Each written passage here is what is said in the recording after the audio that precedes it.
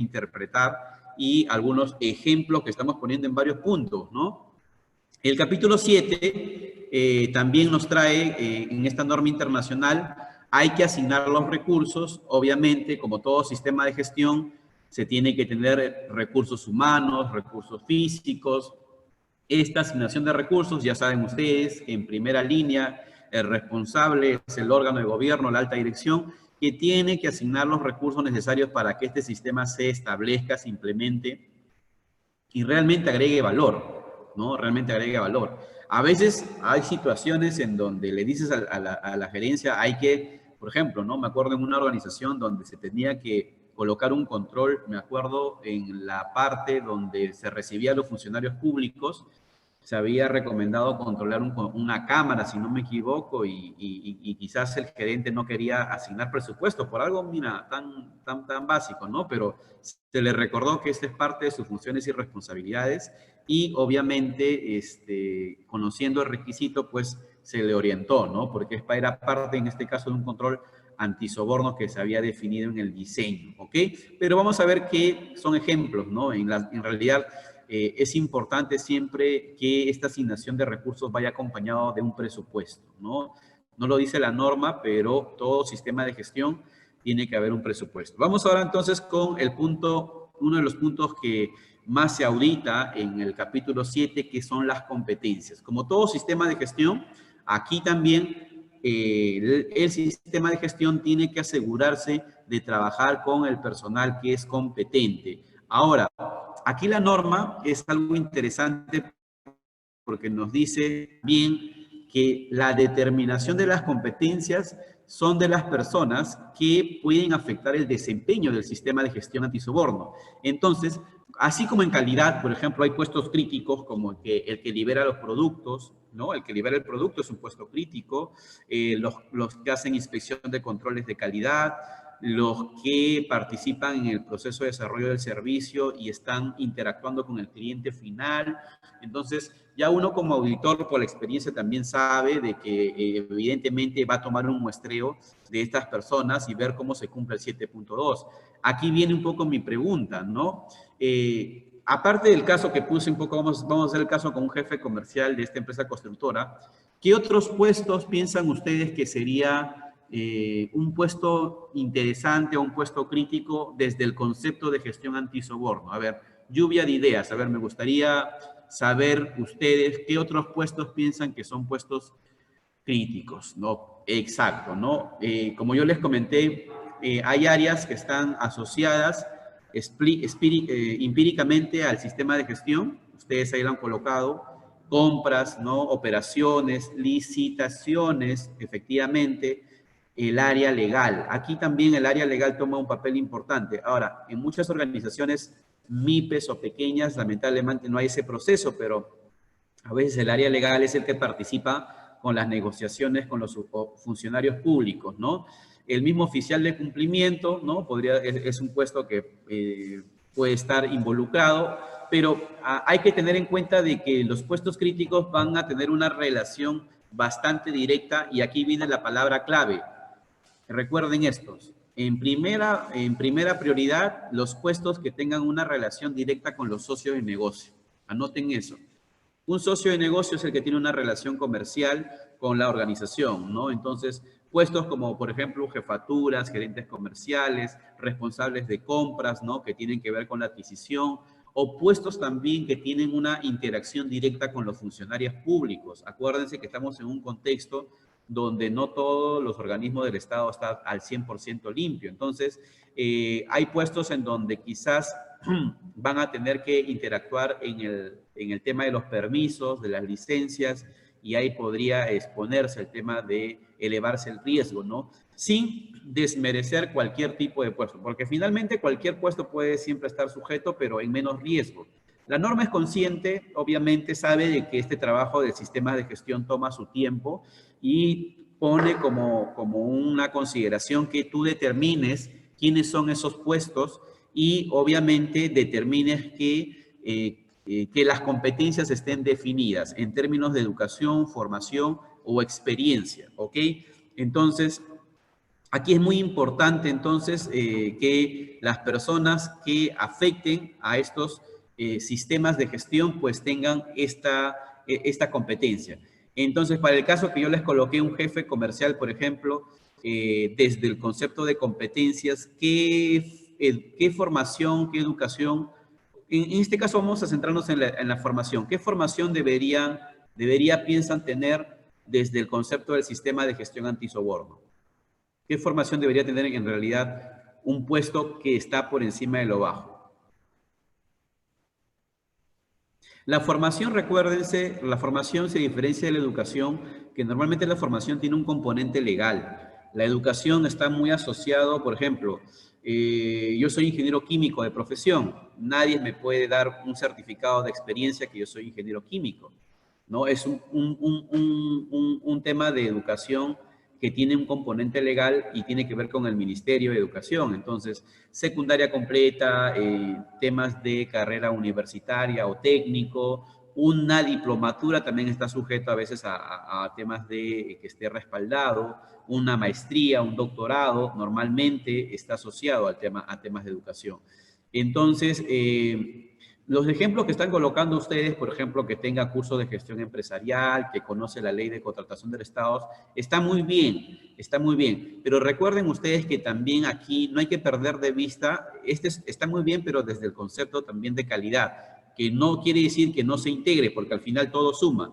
Pero eso, lo último que puso Johnny Vilches, también tiene que tener formación con respecto a temas de cursos del código de ética, cursos del código de conducta, charlas con respecto o cursos con respecto al manual que le define sus controles de integridad en el puesto, ¿no? Muchas organizaciones también, yo recuerdo mucho, por ejemplo, yo soy auditor de casas certificadoras y las casas certificadoras periódicamente nos están mandando un curso en su código de integridad. O sea, yo como auditor tengo las competencias por el tema de mi profesión, tengo mi curso de auditor líder, mis años de experiencia, mi registro, tengo toda la formación para poder ejercer esa actividad. Pero cuando hablamos acá de las competencias en términos de gestión antisoborno, se orientan al objetivo básicamente de evitar este tipo de prácticas. Entonces, aquí no descuiden mucho la formación justamente asociado al tema del código de integridad, al código de ética. Yo les contaba, en mi caso, por ejemplo, me hacen pasar, aparte de hacer el curso, tengo que, creo, en algunos casos, dar un examen en ese código y inclusive en las auditorías para el esquema de responsabilidad social me ponen situaciones de auditorías, ¿no? Me dicen, si el auditado te presenta o te manifiesta esta situación, ¿tú qué harías, no? Entonces, las respuestas que me colocan son respuestas que hasta podrían ser culturalmente aceptadas, pero después cuando ves al solucionario, verdadero o falso, te das cuenta, no, el código de conducta dice esto. Entonces, te refuerza un poco la visión o la cultura que quieren tratar de incentivar la organización en el trabajo que tú realizas, ¿no? Entonces, aquí es bastante clave ese tipo de competencias. No estamos hablando de las competencias que ya conocemos que tiene su CV, eso está bien, también se verifica, ¿no? Pero estamos hablando también de ese tipo de formación. Después les voy a mostrar un poco algunas cosas que hemos hecho en la experiencia para que ustedes tengan algunas ideas qué es lo que podríamos hacer. Aquí, en este requisito, la organización tiene que conservar información documentada. No solamente tú dices que tiene esas competencias, sino tienes que demostrar con el CV, con los registros de capacitación, con las evidencias documentarias que este puesto tiene esas competencias, ¿no? Normalmente tienen que adjuntarte al costado su legajo de personal, los registros de inducción. Si ha dado un examen en el código de conducta, en el código de ética, tendrás que adjuntar esos registros. Y algo muy importante también es que esta norma trae consigo también cláusulas específicas en el proceso de contratación. Esto, por ejemplo, no es un debe en el tema, por ejemplo, de ISO 9001. Y aquí, por ejemplo, sí es bien explícito, sí es bien explícito la norma cuando dice, por ejemplo, que la organización tiene que implementar procedimientos que permitan tener medidas disciplinarias al personal en caso de incumplimiento, ¿no? Que tiene que ver bastante con, quizás en términos prácticos, con el código de ética, el código de conducta. Te dice que hay que darle una copia o acceso al personal a la política y formación. O sea, inclusive te dice que hay que darle una copia. Obviamente le puedes dar en digital, le puedes dar impreso, pero hay que ser bien, mira lo puntual que te dice la norma, ¿no? Y obviamente también implementar procedimientos para tomar medidas disciplinarias cuando se violen las políticas del sistema de gestión antisoborno. ¿Qué quiere decir eso? Que primero, antes de tú sancionar, tú tienes que darle las reglas al personal de bajo qué esquema se está moviendo la organización. Si incumple, tiene que tener claro su falta, ¿no? Amonestación verbal, amonestación o una suspensión temporal. En última instancia también puede involucrar el despido. Hay organizaciones que efectivamente pues, han sacado a la persona por un tema de una falta ética, ¿no? Entonces, eso tiene que estar bien claro. Pero algo bien interesante que te dice aquí es que, ojo, si el personal reporta algún tema de buena fe, de alguna sospecha de soborno o de violación a la política, tienes que asegurarte que no sufra represalias. Entonces, eso tiene que estar bien claro y el espíritu aquí que ahonda la norma es que el personal tenga libertad para poder quizás usar el canal de denuncia, el canal de integridad o el planteamiento de inquietudes, algunos lo llaman así como dice la norma, para poder reportar. Entonces, la organización tiene que tener claro que el personal está libre de poder reportar hechos de buena fe o sobre la creencia de una base razonable. ¿Qué quiere decir esto? Está prohibido reportar también una denuncia o un hecho si es por un tema personal o una falta o una mentira. Eso también es sancionable. O sea, yo porque no me cae tal persona, no me cae Alex Cárdenas, entonces ya lo reporto, pues, ¿no? Lo reporto, como sé que hay un canal abierto, lo reporto. Si se logra demostrar, obviamente, que no hay una base razonable, fue una denuncia de mala fe, pues hay también el aparato legal, y bueno, al menos en Perú hay para poder, poder sustentar que ese tema no ha estado bien reportado, ¿no? Inclusive van a ver, les he traído una herramienta al final, se la voy a mostrar, esperemos del tiempo, de un tema de canal de integridad, para que ustedes puedan ver que hay una nota donde dice justamente la denuncia o la incidencia tiene que ser reportada de buena fe. O sea, es un filtro antes que sea reportada. Porque a veces estamos en una cultura donde algunas personas pues usan malintencionadamente, podría ser el canal de denuncia. Y eso es parte también de la sensibilización que nosotros deberíamos hacer. Alex, puede haber un examen del código de ética, no lo dice la norma, pero es una buena práctica. Mabeli, sí, personalmente yo he pasado exámenes del código de ética y conducta en el rubro de auditoría, por ejemplo, ¿no? Jorge Luis, en el reglamento de trabajo están todas las sanciones. También puede pasar, hay organizaciones que no tienen código de ética y lo colocan en el reglamento de trabajo. Ojo, a veces no está todo en el reglamento de trabajo, hay que darse cuenta porque la ética y la conducta son temas de valores y son temas de cultura. Normalmente lo que siempre va en el reglamento de trabajo es el tema legal. A veces no está tan abordado ese tema y por eso es que las organizaciones complementan el reglamento de trabajo con su código de ética, su código de conducta. Ese es un poco algún tip que te doy, Jorge. Carlos Melgar, las denuncias podrían ser anónimas por un tema de represalias. En realidad es un requisito, Carlos. Tienes que tener habilitado la opción que sea anónima como requisito. ¿Ok? Puede dejar su nombre, sí, pero tienes que tener habilitado que sea anónima. O sea, inclusive la ley protege al denunciante, ¿no? Entonces eso es un requisito. Está muy bien. Desde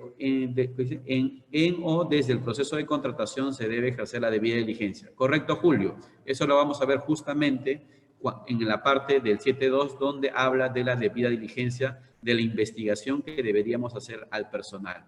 Él sí dice, en Colombia puede aplicarse a través del Código Único de Disciplinario. Ah, mira, qué interesante, Elsie. Qué bueno compartir experiencias con otros países. Allá se llama Código Único Disciplinario. Qué bueno, muy bien.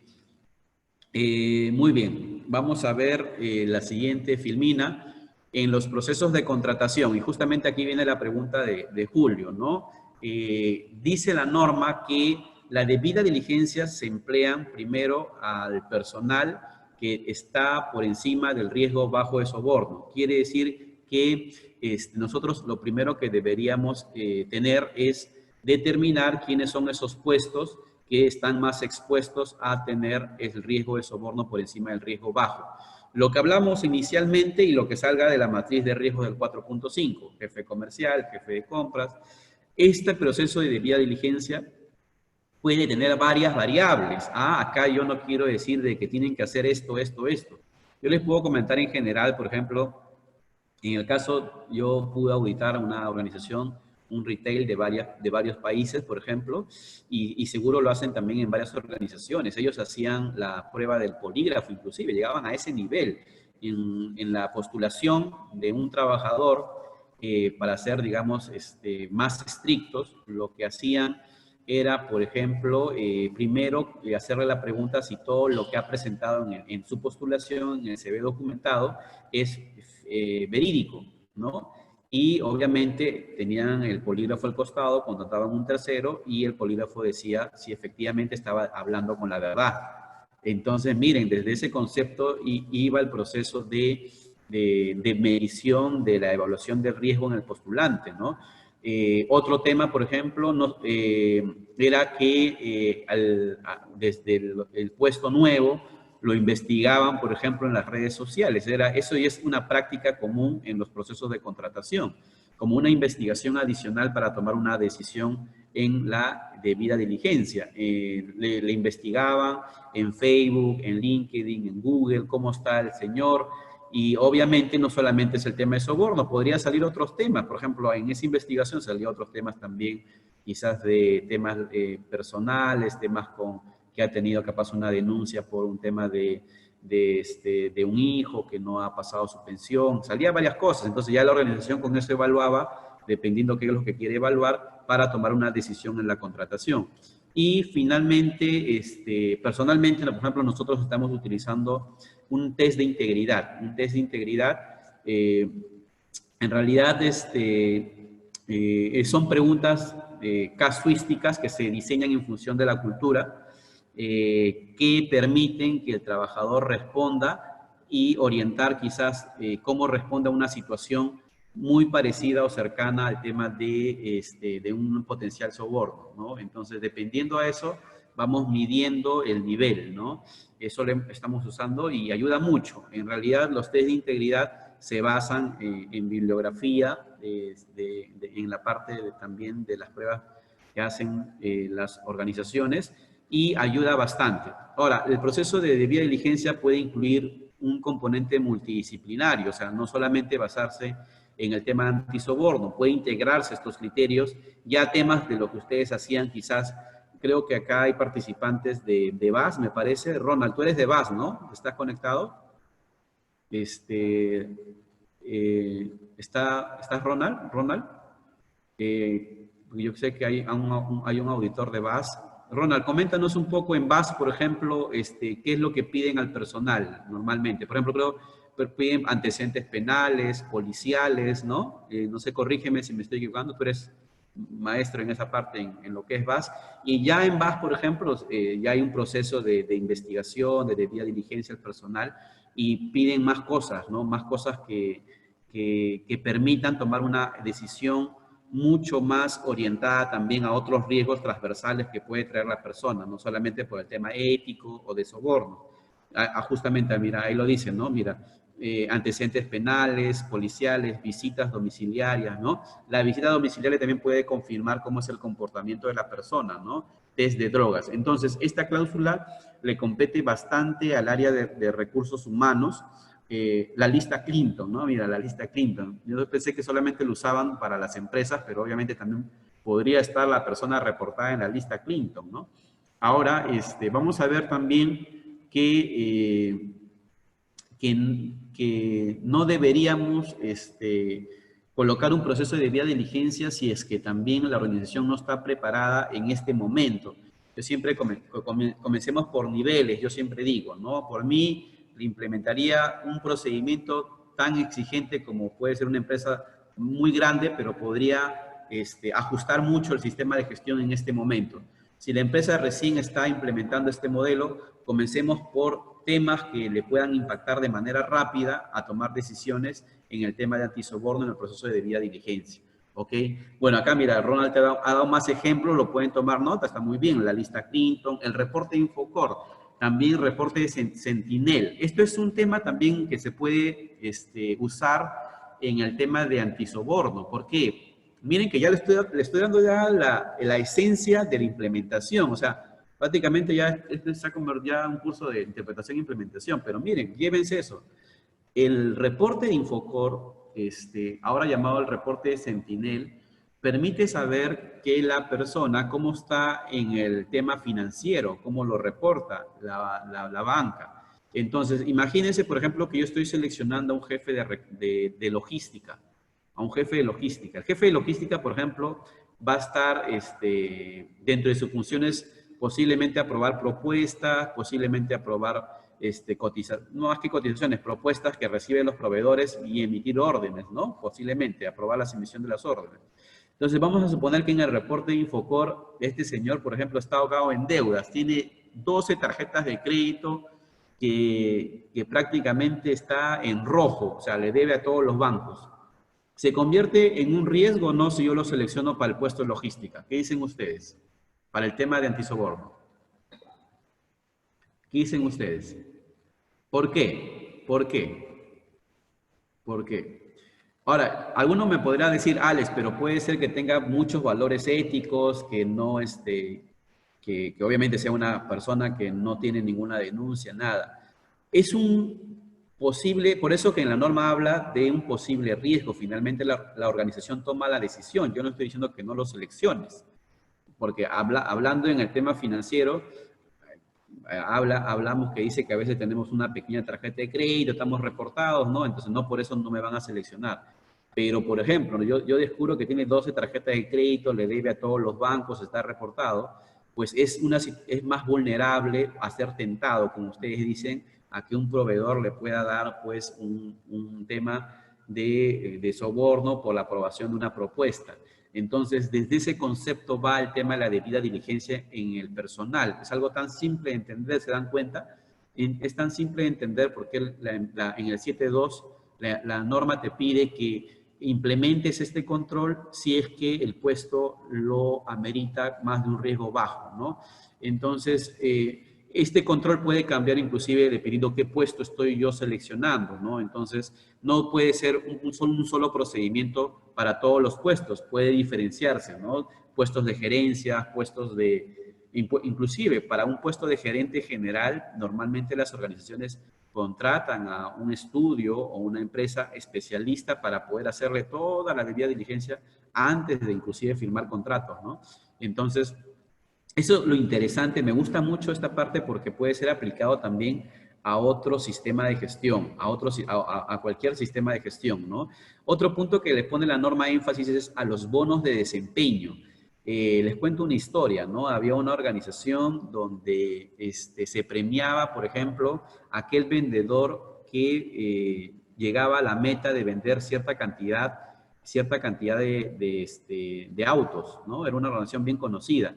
No aquí en Perú, pero se conoció a nivel mundial. ¿Y qué es lo que pasó? Vender un auto, pongamos, ¿no? Que puede estar sus 15,000, vamos a poner $15,000, ¿no? Podría representar para el vendedor una comisión, pongamos, de $1,500, $2,000, pongamos, ¿no? Una comisión de $2,000 por hacer vender un auto. ¿Qué quiere decir? Y lo que había hecho este vendedor, se había asociado con un comprador para que pueda adquirir, ¿no? Una serie con una carta fianza, con un pagaré de un banco, una serie de creo que tres autos. Había cobrado la comisión, porque ya había desembolsado, había cobrado la comisión, ¿no? Que eran algo de $6,000, y después renunció, ¿no? Y finalmente esta persona que adquirió los vehículos después usó su seguro para devolverlo. Entonces, finalmente, ¿no? A ese nivel, inclusive se hizo el tema de la transacción, puede involucrarse, ¿no? O sea, los bonos de desempeño tienen que ser razonables. Eso es lo que nos dice la norma. Tienes que tú ir viendo que el bono de desempeño no involucre, por ejemplo, que la remuneración pueda inclusive verse diferenciada, tremendamente diferenciada, ¿no? Tiene que ser razonable. No prohíbe los bonos de desempeño, pero tienen que analizar bien en qué medida podría involucrar que se asocie o que se eleve el riesgo de soborno por querer ganarme el bono, ¿no? A eso voy, ¿no? Por querer ganarme el bono, yo podría hacer prácticas con un socio de negocio, con un proveedor, con un cliente y poder ser tentado a este tipo de prácticas. Entonces, bien interesante lo que aquí nos habla con respecto a los bonos. Los bonos, metas de desempeño y otros incentivos de remuneración se deben revisar periódicamente para comprobar que hay garantías razonables en marcha para evitar y fomentar el tema del soborno. Entonces, por ejemplo, un tema que a veces no le damos mucha énfasis, un poco quiero compartir, esperemos que a veces nos acompañan nuestros amigos, que los quiero bastante, de Netcore, que nos apoyan siempre en este proyecto. Es una empresa que me gustó mucho su nivel de participación que tuvo. Esta es una campaña que se hizo en el 2019, por ejemplo, y lo traigo porque representó un hito muy importante de cómo las personas tomaron conciencia realmente del riesgo de soborno, de la política, de cómo reconocer y enfrentar solicitudes, ¿no? Nosotros personalmente lo hacemos a través de campañas lúdicas, hacemos que las personas hagan teatros, una serie de teatros, donde escenifiquen, por ejemplo, el día a día, un día común, donde posiblemente podría impactar en el código de ética o el código de conducta, ¿no? Este taller, por ejemplo, salió algo muy, muy, muy bonito porque primero lo vimos desde un lado lúdico, desde un lado también de integración, donde los mismos trabajadores escenificaron en vivo sketch donde puede haber prácticas posibles de riesgo de soborno, ¿no? Y las lecciones aprendidas que salió del taller fueron muy poderosas porque cada uno se comenzó a comprometer, a ahondar en esta línea que es un poco fortalecer más la cultura de integridad, ¿no? Es una empresa que hace tanto la parte de proyectos en temas de ingeniería, en temas de varias líneas y realmente cuando hablo de toma de conciencia, yo digo que la toma de conciencia hay que hacerlo in situ. No se trata solamente de una charla, tenemos que usar la participación activa. Ese es un tema que siempre digo en todos los sistemas de gestión. Yo le llamé la campaña Yo Juego Limpio, es un nombre que ayudó mucho a identificar el tema actual, pero el fondo era básicamente concientizar el sistema de gestión antisoborno, no a nivel de capacitación, sino a nivel realmente de valores. O sea, eso es lo retante en los sistemas de gestión, que ellos entiendan de que esto no funciona si no participan los colaboradores. Entonces, cuando me hablan de toma de conciencia, yo siempre diferencio. Uno es la capacitación, que tiene que ver con el conocimiento técnico, la formación profesional, pero otro es la toma de conciencia. La toma de conciencia tiene mucho que ver con el cambio de comportamiento, con el que yo decido creer en el sistema, ser consciente del riesgo e inclusive cuestionarme un poco las prácticas normales que para mí puede ser algo pasable, pero después de esa toma de conciencia como que reflexioné. Y la toma de conciencia tiene que activarse alguna de las emociones o disparadores que yo siempre digo, que es en el tema de la programación neurolingüística. Los que no saben, por ejemplo, yo utilizo bastante, me gusta bastante fortalecer la parte de la toma de conciencia a través de herramientas participativas, ¿no? Y para que se establezca realmente una toma de conciencia, la persona tiene que estar activa y participando en el evento. No puede estar de manera pasiva. Entonces, esa parte hace de que realmente usen el teatro, usen la lúdica, usen las capacitaciones. Obviamente, ahorita que estamos en escenario de pandemia, no va a ser posible. Podemos conversar, así como lo hacemos ahora, un poco, quizás el impacto es mucho menor, pero en una situación normal, pues Los que me conocen saben de que me gusta mucho conversar, interactuar con las personas cuando se implementa, ¿no? Puedo conversar desde un colaborador que está trabajando en la línea de mando de trabajador, un operario, para ver qué piensa con el sistema, hasta puedo conversar con la alta dirección. Mi lenguaje puede cambiar dependiendo con quién converso. Y eso hace que el sistema de gestión realmente entienda que desde ahí se nace, ¿no? El cómo ayudar a prevenir el soborno y las consecuencias con las cuales se cumple. No descuiden, chicos, la toma de conciencia. No se audita mucho en lo que es auditorías, pero realmente, si trabajan bastante este tema, en cadena ayuda a fortalecer todo lo demás, ¿no? Entonces, esto es la parte a veces que nos demanda capaz también tener algunas habilidades técnicas y blandas adicionales, y esa es nuestra meta, esa es nuestra meta. A ver, Caterine nos consulta, ingeniero, ¿cómo se puede evaluar la eficacia de la toma de conciencia? Entrevistas.